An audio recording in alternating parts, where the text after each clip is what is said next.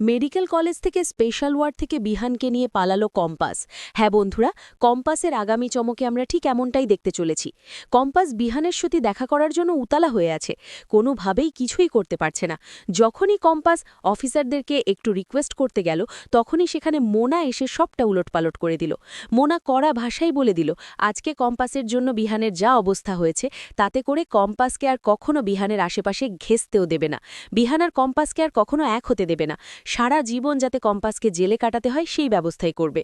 যেসবটা শুনে তো কম্পাস দুশ্চিন্তায় পড়ে গেল, কিন্তু সবকিছুর মূলে কম্পাসের আসল চিন্তা একটাই, যে বিহানের শারীরিক অবস্থা কেমন আছে বিহান এখন, কিভাবে তার সাথে একটু দেখা করবে।